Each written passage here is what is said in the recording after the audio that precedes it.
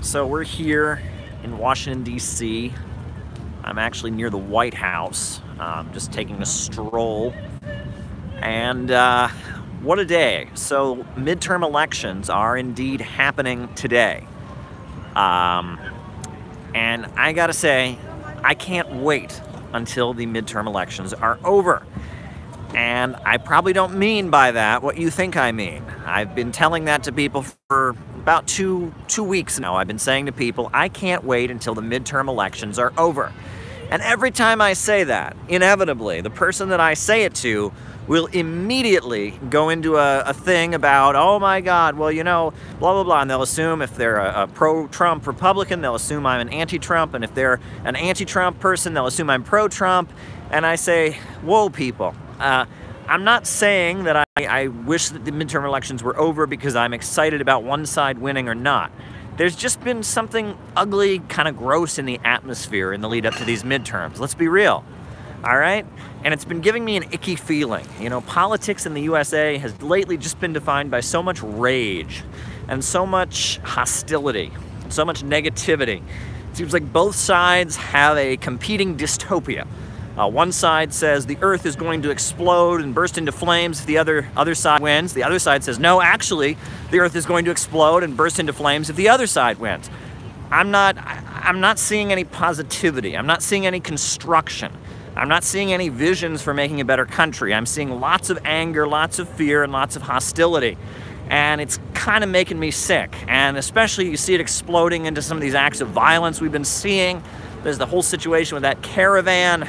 I mean, I'm sorry, folks. I am ready for the midterms to be over, and I'm hoping that after the midterms are over, we can have maybe 1 or 2 months of things being a little bit calmer, a little less hostility in the atmosphere.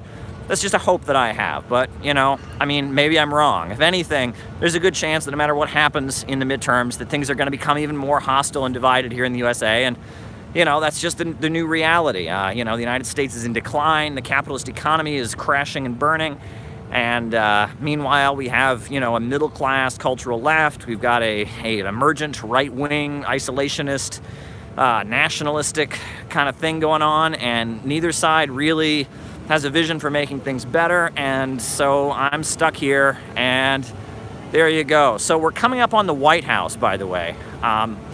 And that's the White House behind me there. You probably can't see it, so I'm going to get closer. Hi to everyone who's saying hi, by the way. I see you all. I see Ronnie Miller. I see the person from Ireland. I see Andrich. Hi. I'm saying hi to all of you. I haven't not seen your chats. I'm seeing them. We got plenty to talk about, but I really don't want to talk about the midterms. I really don't. Even though I'm standing here at the White House, the last thing I want to talk about is the midterms. I cannot wait for these midterms to be over. I'll tell you that much. Hi to you, Mr. Dinkle. What else is going on here? So yeah, we're coming up on the White House. It's a little rainy. I'm hoping the rain will die down a little bit. That'll make it easier to do this live. But we shall see. I'm going to be reporting on the midterm results as they happen. So be sure to tune in tonight. I'll be on RT, like I always am, doing my job, reporting the news. So you don't want to miss that. Be sure to tune in. And let's see what's happening here at the White House. Now, we're at the front of the White House. Right, that's the White House behind me, and we're at the front, and yeah, there seem to be some kind of people gathered down there. It's rainy though, so people aren't as here in big numbers as usual. But something seems to be happening. But what's on people's minds? You know, I am thinking more about the Shanghai International Export Forum, or the Shanghai International Import Expo, right? Just happened in China. And we had President Xi Jinping give a great speech at that conference. And in the speech, he talked about how development and raising people out of poverty is the will of history. The will of history. He's using some of that Marxist language, alluding to historical progress. And he emphasized that China really wants to open things up and have reform and make a good atmosphere for business. But at the same time, talking about how, you know, governments need to take action and how we need to have growth and we need to have openness. It was quite an interesting speech. Check out the speech by President Xi. Check it out. It was quite powerful. And towards the end of the speech, when he started talking about how China is like an ocean, not a pond, and how there can be storms on the ocean, But at the end of the day, the ocean is still there, no matter what, no matter how many waves there are, no matter how tumultuous it gets, and how after 5,000 years of civilization, China is still there. Then the audience bursts into applause. That was quite powerful stuff. And that was sending a message to Trump, you can bet. Trump thinks that he can stifle China's economic growth with these tariffs, and he's got another thing coming. That's what the Shanghai International Export Expo, that's what I got from it. Was President Xi was making clear that the Chinese dream is very, very well alive, not going anywhere, and they are not backing down, they are not surrendering, and they're going to keep building up and developing around the world. They're going to keep the Belt and Road Initiative going. That's basically what I heard in President Xi's remarks. That was very important. If you have an opportunity, I would encourage you, I would really, really encourage you to check out the speech that President Xi just gave in Shanghai. He talked about Shanghai and why it's so important. He talked about a lot of different issues. And the funny thing is, you know, so many people probably would hear that speech and be like, Caleb, how in the world can you think that China is still a socialist country? That speech was all about doing business. It was all about, you know, profits and an open international market and globalization. How in the world can you think that China is still a socialist country? Well, because I have an understanding of socialism that's very, very different from the Western cultural left. The way I understand it, socialism is when the major centers of economic power are controlled by the state, and when there is central planning and the problem of overproduction is no longer holding back development, and human creativity can be completely unleashed, and innovation can be unleashed, and you can have endless growth, and people can be lifted out of poverty by society controlling the means of production. That's what Marx wrote about. If you read Capital, right, it's this understanding that the capitalist system, because it's based on profits, is irrational, and that society can come together and control the means of production. Control the means of production, and in doing so, ensure endless growth, right? Now, that is not what the Western cultural left believes. You know, a lot of people running around calling themselves socialists and communists, they believe a lot of different things. They don't believe that. But that's what Karl Marx was about, if you read Capital, and that's what the people in China building socialism with Chinese characteristics, that's what they believe. They control the means of production. They have central planning. Just one second, folks. I'm just changing shoulders here. And with that, they've been able to raise the country out of poverty and make China into a global superpower by controlling the means of production. It's kind of fascinating, you know, and they've utilized a market sector in order to do it. But the market sector ultimately serves society, right? Deng Xiaoping theory, socialism with Chinese characteristics. It's worth studying. It's interesting stuff. But anyhow, I'm going to walk around some more here. Interesting afternoon. The rain is starting to dry up a little bit. I don't want to get in the way of people's photos here. You know, right. What else is on people's minds? I know people are watching the oil markets in the aftermath of the announcement about sanctions on China, or sanctions on Iran, and the attempt on the part of the Trump administration to try and bring the oil exports of Iran down to zero. Now they're going to tell you that's about, oh, Iran is supporting terrorism around the world, and oh, you know, this is about international security and global peace. Well, sorry about that.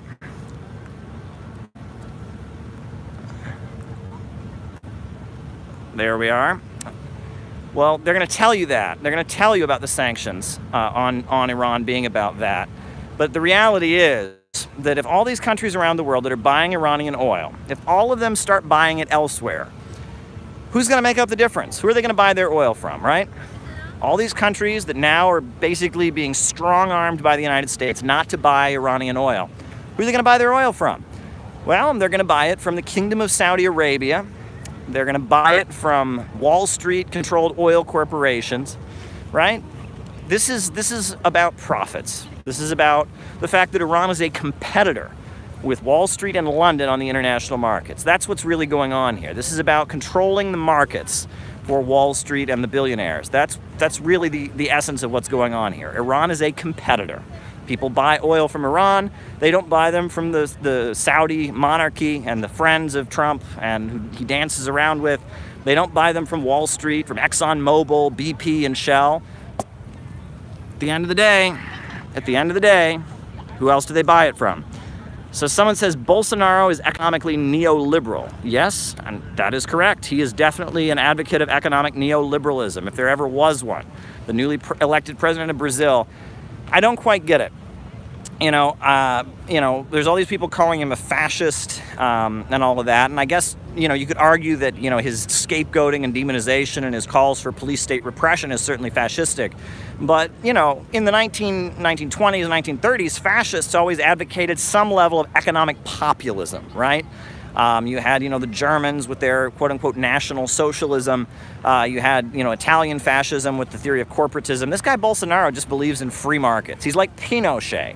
And Pinochet, I guess you could argue, was a fascist. I always have understood fascism as being a mass movement of repression and terror in order to preserve capitalism. So in that sense, if he indeed carries that out, which seems to be what he's calling for, that would be what fascism is. Now, but, you know, it's interesting, though. I mean, I've got a lot of people who don't seem to get that this Bolsonaro guy, it's all free markets. He's a free market guy. I mean, you know, if people want to say he's a populist, he's not a populist. In fact, he has denounced populism. He's very strongly denounced populism. He is opposed to populism. So, there you go. But what else is going on here, folks? I'm just taking a stroll here. Interesting background. A lot going on. You know, a lot happening in the world.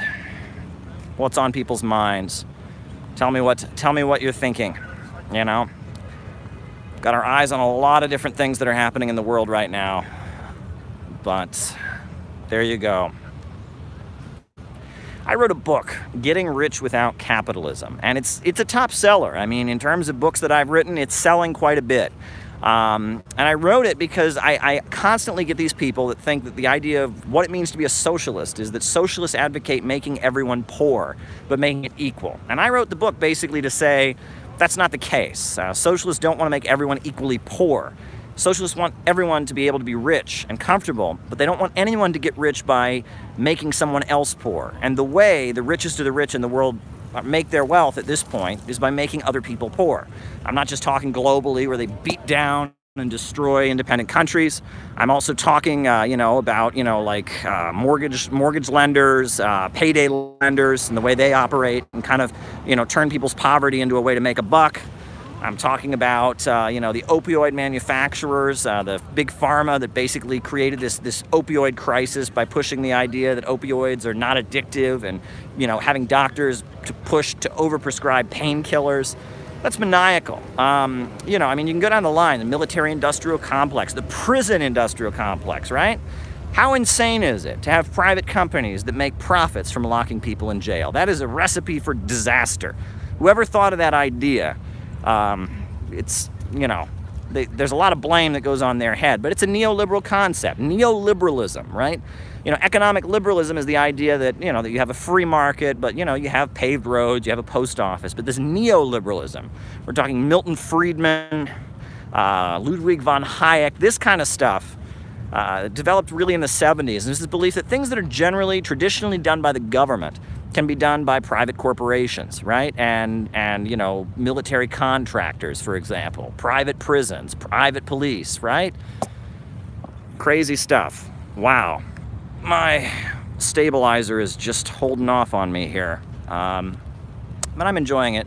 Someone said, really? Yes, really. We are living in scary, scary times, and I don't know what the answer is. I'm here at the White House. I'm just trying to have a conversation. Someone says, have you ever heard of the Socialist Rifle Association? Is it designed to provide an alternative to conservative gun culture? I don't really know that much about it. I've seen that. And, you know, a strong argument can be made. You know, the Black Panther Party, for example, the first demonstration that they ever had that made national headlines was a gun rights rally. I bet you didn't know that, right? The Black Panthers, a communist black nationalist organization from the 1960s.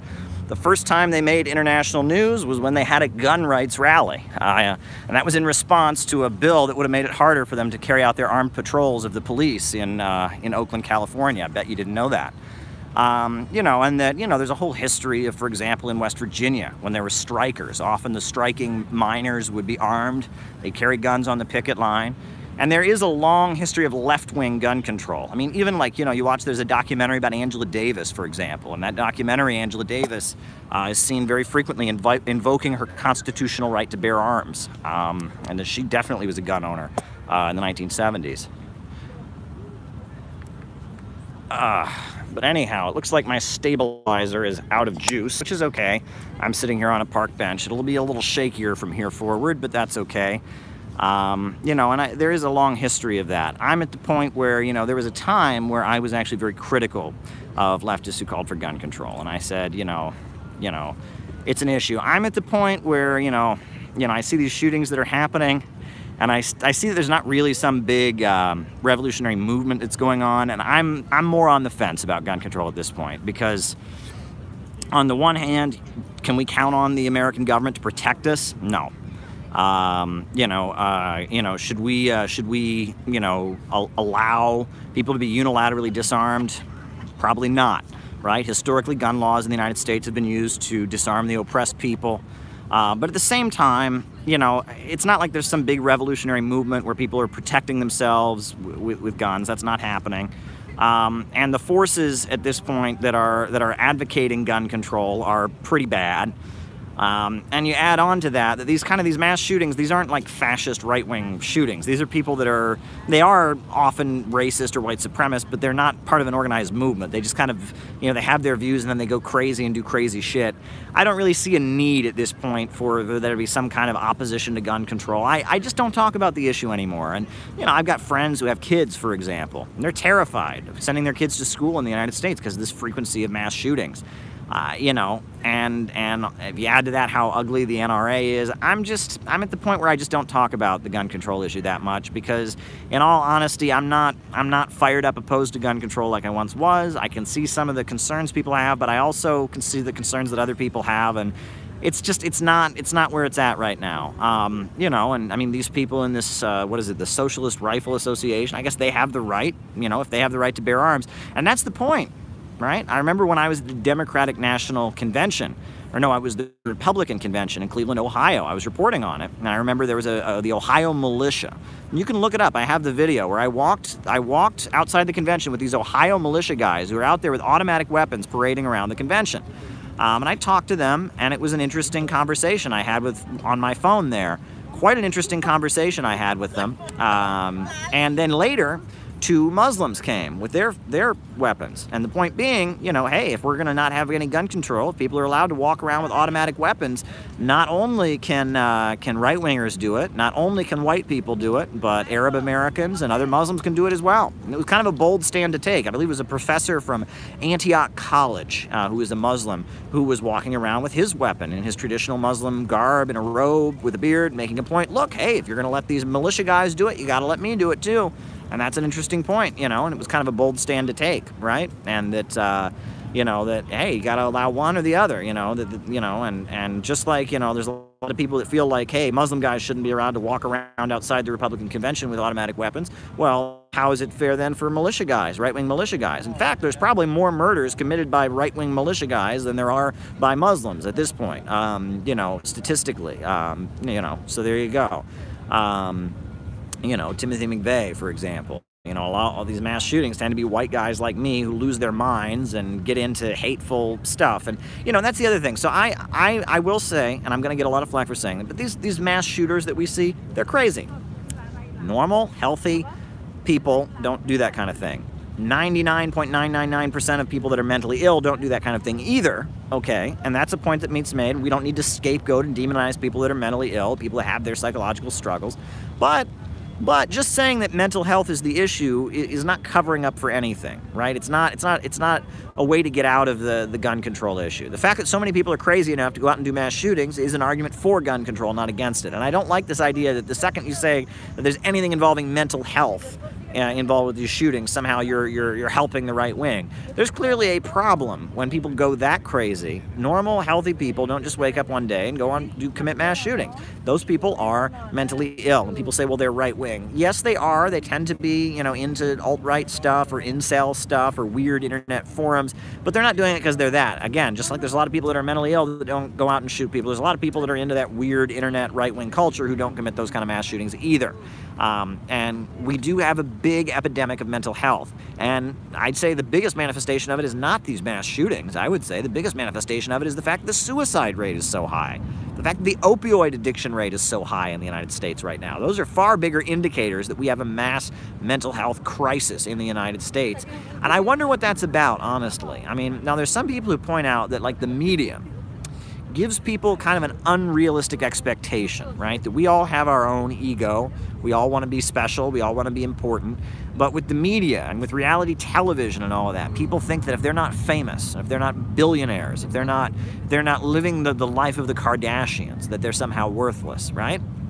Right? Perhaps that's the issue. Perhaps it's the fact that the media is so emotionally driven, and it's in your face, it's on your phone, it's on the subways, it's on the television, it's coming out of the radio, it's coming out everywhere. Emotions are coming at you all the time in U.S. society. We're just pumping people up with emotions, and emotions tend to override the rational part of the human mind. Perhaps that's what the issue is. I don't know. Not a psychologist, just giving my 2 cents, and I think there's a lot of issues going on here. But what's happening? I see a lot more people have joined us here. Please give me a shout out. We can talk about whatever you want. I'm out here in front of the White House, Lafayette Park here in Washington, D.C. What a day. It's a little bit raining. Glad I don't have cable, says Quinn Platt Law.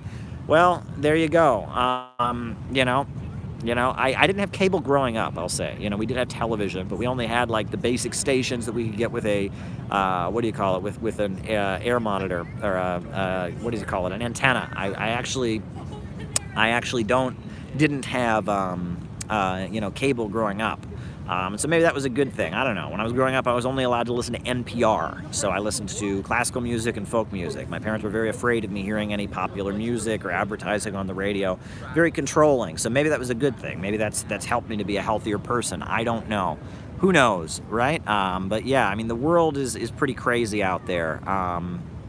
What else is going on? What else is happening here? I've been looking at things, been thinking about all these different things that are going on. So much. Why do you think the middle class hates socialism so much, even though they need it the most? Well, that's interesting. I think that the problem is deeper than that. I often talk to people about, the novels. 1984 by George Orwell, Anthem by Ayn Rand, some of the dystopian stuff, even Brave New World by Aldous Huxley. Sorry we're shaking so much. If you read those novels, they present a dystopian future. Now, Brave New World by Aldous Huxley, that was written in the late 30s. 1984 was written in 1948. Anthem came out in the early 50s, I believe. And all of them are dystopian novels. But they all have a middle-class theme. Basically, their message is the collective is coming. You are going to lose your property. You are going to lose your individualism, your right to be an individual. The right to have your own little corner of the world that no one can touch is being taken away. The rabble, the masses are coming. Collectivism is coming. You're going to be forced to conform, to obey, to be part of the state central plan, to be part of the collective. That's basically the message. That's the rallying cry of the middle class in the aftermath, and I guess in the lead up to the Second World War. And if you read that, that's basically what's being said, because it's the Second World War, so you have the authoritarian fascism, which is, capitalist military states, militarism and all of that. Plus you have communism and the rise of the Soviet Union. And the middle class looks at both of those with absolute terror, because either way, if there's a fascist victory to defeat communism, well, then they're going to be absorbed into the fascist collectivism. If the communists are victorious, their property is going to be nationalized. It's either big capital and the ultra monopolies smashing the middle class, or it's communist revolution seizing the property of the middle class. Either way, during World War II, the middle class is going to get stamped on and crushed. And that seems to be a big theme of literature from that era, is the middle class fearing for its existence and basically seeing its extinction on the horizon. That seems to be a big theme. What's interesting, though, is that actually, in the aftermath of the Cold War, we're actually seeing now that the socialism that exists in the world today is actually quite friendly to the middle class, right? Stalin's Russia, obviously, with, your 90% nationalized economies, the middle class had very little role and was basically being demolished. You have the eradicate the kulaks as a class campaign in the early 30s, and the middle class, the campaigns against the petty bourgeoisie, you have the Cultural Revolution in China. Obviously, the middle class, sees that as a big threat. But the socialism that exists in the world today, whether it's in like Bolivia, for example, Venezuela, in China, Vietnam, the socialism that exists in the world today is actually very friendly to the middle class. For example, one of the big strengths of the government of Nicaragua is the fact that they've helped so many Nicaraguans to become middle class, to open their own businesses. And I actually went to Venezuela, and I saw that one of the strengths of the Bolivarian government in Venezuela is the fact that they have helped so many Venezuelans to open their small businesses. I saw like a whole mall, basically, that had been built by the government to facilitate small shopkeepers, small store owners. It was actually pretty neat. And that this alliance, obviously the basis of these governments is the working class majority, those who sell their labor power. But, and a big but here, the alliance with the middle class and the strengthening of the middle class has been the basis of strengthening socialism in the post-Cold War era. And in fact, in China, for example, there are huge numbers of new Chinese billionaires and millionaires, property owners, middle-class people. The state is more powerful than they are, but the Chinese government has done a lot to facilitate them. And it's that building up of a loyal middle class, a middle class that is loyal to socialism. That has really been the strength of the... Oh, someone shouting over there? Right? You never know what's going to happen. We're here at the White House. It's already raining pretty damn hard. And oh, did I just swear here? I hope you're allowed to swear on YouTube Live. Oh, what a day. Yeah, I might have to get up and walk. It's going to be a little bit shakier, but you just got to do what you can. My stabilizer is out of battery, and it's pouring rain, so I might get up and walk here. The whole small business things to me is rather boring. I'd like to have the state control everything. Well, I hear you, and that's the dogmatic communist view. And the thing is, though, if you're a developing country, all right, say you had socialism say that there was a revolution today in like a really poor African country, right?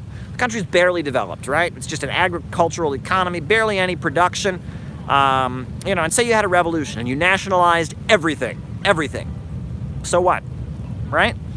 I mean, or you could even put it on a personal level, right? Say that I'm talking to you, right? Say that you and 10 friends moved to some empty desert and you were going to have pure communism in your empty desert. And you had $10 and there were 10 of you friends, so each divided it up. You divided it up absolutely equally, and what do you all have? You all have $1. Totally egalitarian, totally state-controlled, totally collectivist, but you all still only have $1. Are you starting to see the problem here? Right? That this kind of state control of absolutely everything, on some level, in order to develop, you need to have a private sector. And this was the thing that we learned. And that, yes, you don't necessarily need it to have growth. And that's what Stalin proved with the 5-year plans, right? He mobilized the country to build up the steel industry, mobilized the country with electricity, but a lot of people don't realize this, but even Stalin involved the private sector. Not the private sector in Russia, but a private sector from around the world. In Russia at that time, they brought in a lot of foreign capitalists for joint ventures. They brought in a lot of technicians. Fred Koch, who was actually the father of the Koch brothers, the wealthy right-wing family in the United States. Their father, was an oil tycoon, an oil capitalist who was basically being put out of business by big oil in the United States. So he went to go work for Stalin and to build up the Soviet oil industry, right? And he got rich working with Stalin. It was a joint venture. And that you need to have some private sector. And the other thing is that not everyone can be a socialist, right? In socialist societies, you get a lot of people that are they don't want to be part of that, right? They don't buy it. Is someone shouting? It's crazy, you never know. There's some people protesting or something. But anyway, you get a lot of people, they just don't want to be part of it, right? And they feel a little bit stifled, and the energy is kind of running out, and they want to go start their own business, right? What's wrong with that? In fact, that can help socialism. Socialism can benefit from somebody starting their own business. You got to control it. You got to make sure that the revenue that they bring in, a lot of it's being taxed and brought in to build up the state sector of the economy. You got to make sure they're treating their workers fairly. But why not, right? Why not let somebody own their own business, right? I mean, if it can benefit socialism, why not do it? I don't think there's anything wrong with that. I don't think there's inherently anything wrong with that. Cuba is moving in that direction. You know, Venezuela, Nicaragua, Bolivia already have that direction. Vietnam, China have already moved in that direction. China has moved in that direction and had tremendous success. Socialism is when the means of production are controlled. It's when the banks, factories, major industries, major centers of economic power are controlled by society. That doesn't necessarily mean that all of them have to be government-owned. That means that society controls them. Society is not run by profits. That's what socialism is. It's when society is not controlled by profits. It's when human planning and rational reason controls the centers of economic power. That's what socialism is. Socialism is not the government owns everything. Socialism isn't paying everyone the same wage no matter how hard they work. That's not what socialism is. Socialism isn't equal incomes. Socialism is rational control over the economy. It's abolishing the irrationality of the profit motive. That's what socialism is. And, you know, and socialism has largely been successful. Socialism took both Russia and China from being backward, deeply impoverished countries controlled by Western, British, and American monopolies and turned them into global superpowers. And nobody can deny that. All these people that say, oh, socialism failed, communism failed, oh, it's never worked anywhere, it's failed. We hear all this crap in the United States. Well, look at Russia in 1900 and look at Russia today. Look at China in 1949, look at Russia today, or look at China today, right? Those two countries became what they are, and they didn't do it by, you know, privatizing things and liberalizing the market. They did it with state control, with the leadership of communist parties, with central economic planning. And if you look at Russia's history, it's even more blatant. So, right, so Russia was deeply impoverished. It was an agrarian country, one of the least developed countries in Europe. And then, what did they do? They had a socialist revolution. After the new economic policy, Stalin had the 5-year plans, built them up. Built them up. They were producing more steel pretty soon than any other country in the world. Electrified the country, got rid of illiteracy, created universal housing. Huge economic, boom was happening in Stalin's Russia. No one ever talks about that. Then they were invaded during the Second World War, and the country was destroyed, and then they completely rebuilt it once again after the Second World War, and pretty soon, they were the first country in space. They were the first country to have a person in outer space, and they were economically tied to countries all over the world. There's no way to deny that socialism was good for Russia. And then, they had the fall of the Soviet Union, and after the fall of the Soviet Union, they implemented that free market stuff. That neoliberalism, that stuff that's supposed to, save the economy, right? If you just privatize everything, right, it'll be great. So in the 1990s, Russia did that. They implemented, free market reforms. You had Jeffrey Sachs, and you had neoliberalism and privatizations, and it wrecked the place. It just completely wrecked the place. Look at Russia in the 1990s. It was a wreck.